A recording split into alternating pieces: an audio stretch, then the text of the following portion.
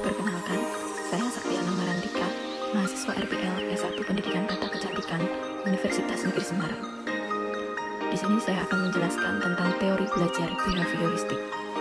Dalam materi ini, saya akan menjelaskan tentang apa yang dimaksud dengan teori belajar behavioristik, ciri-ciri teori belajar behavioristik, implikasi teori behavioristik dalam pembelajaran, kelebihan dan kekurangan teori belajar behavioristik, contoh penerapan teori belajar behavioristik di sekolah, serta bagaimana teori behavioristik dalam pembelajaran.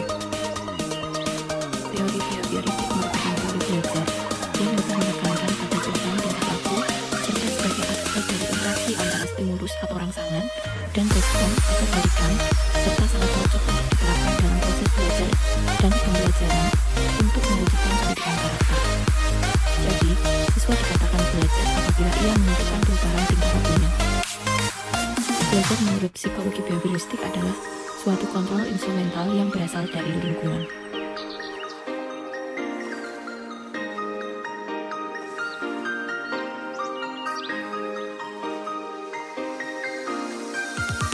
Teori-teori yang termasuk dalam kategori aliran behavioristik yaitu koneksionisme, pembiasaan klasik, pengkondisian kontinuitas, serta pembiasaan perilaku respon.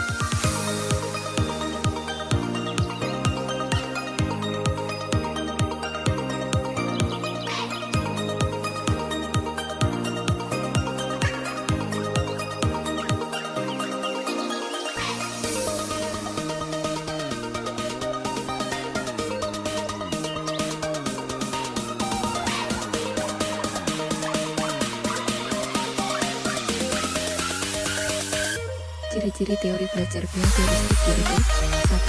Mengutamakan pengaruh lingkungan. Yang kedua, para penganut teori behavioristik berpendapat bahwa hasil pembelajaran berfokus pada terbentuknya perilaku yang ingin dibentuk. Yang ketiga, lebih mementingkan pembentukan reaksi atau respon. Yang keempat, bersifat mekanis. Salah satu contoh adalah jika melakukan kesalahan maka harus meminta maaf. Yang kelima, menganggap pelatihan itu adalah hal yang penting dalam proses pembelajaran. Implikasi teori behavioristik dalam kegiatan pembelajaran tergantung dari beberapa hal seperti tujuan pembelajaran, sifat materi pembelajaran, karakteristik siswa, media dan fasilitas pembelajaran yang tersedia. Implikasi dari teori behavioristik dalam proses pembelajaran dirasakan kurang memberikan ruang gerak yang bebas bagi siswa untuk berkreasi, bereksperimentasi, dan mengembangkan kemampuannya sendiri. Kelebihan dari belajar behavioristik yaitu siswa-siswa selalu dibiasakan latihan dan praktik. Mereka dilatih untuk memiliki unsur-unsur kecepatan, spontanitas, kelenturan, refleks, dan daya tahan. Siswa didorong untuk berpikir linear dan konvergen. Siswa dapat dengan mudah mencapai suatu target tertentu dalam pembelajaran. Kekurangan teori belajar behavioristik yaitu siswa sangat dibatasi kreativitas, produktivitas, dan imajinasinya. Teori behavioristik bersifat teacher-centered atau hanya berpusat pada guru. Siswa bersifat pasif dan hanya mengikuti instruksi yang diberikan oleh guru. Pembelajaran menjadi kurang menyenangkan bagi siswa. Siswa kadang mendapat hukuman verbal atau fisik. Hal ini tentu saja dapat berakibat buruk pada perubahan perilaku peserta didik. Salah satu contohnya adalah memberi hukuman peserta didik yang melanggar aturan. Tidak mengakomodir kondisi belajar yang kompleks karena hanya berrespon pada stimulus dan respon. Berikut ini adalah contoh penerapan teori belajar behavioristik di sekolah. Guru harus menyusun materi atau bahan ajar secara lengkap, dimulai dari materi sederhana sampai kompleks.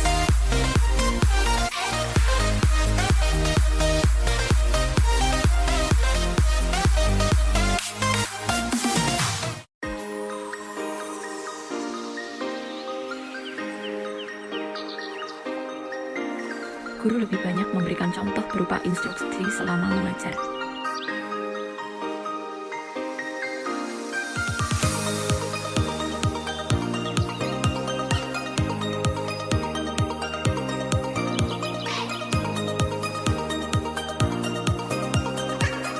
Saat guru melihat ada kesalahan, baik pada materi maupun pada siswa, maka guru akan segera memperbaiki.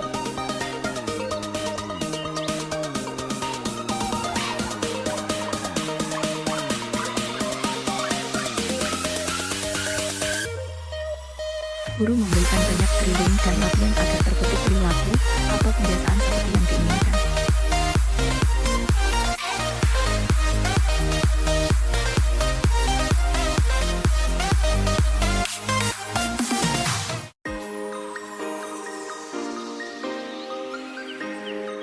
Evaluasi berdasarkan perilaku yang terlihat.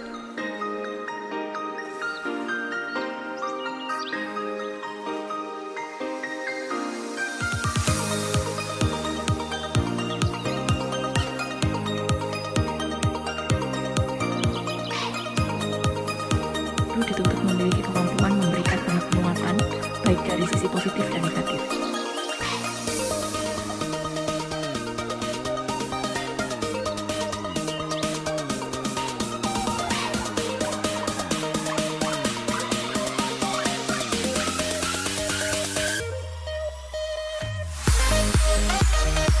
Teori behavioristik dalam pembelajaran merupakan teori belajar yang memfokuskan pada perubahan tingkah laku siswa karena adanya stimulus atau rangsangan dan respon atau tanggapan.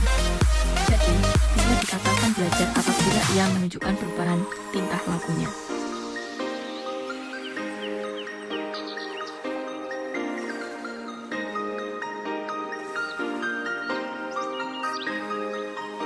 Sekian penjelasan saya tentang teori belajar behavioristik. Semoga dapat bermanfaat.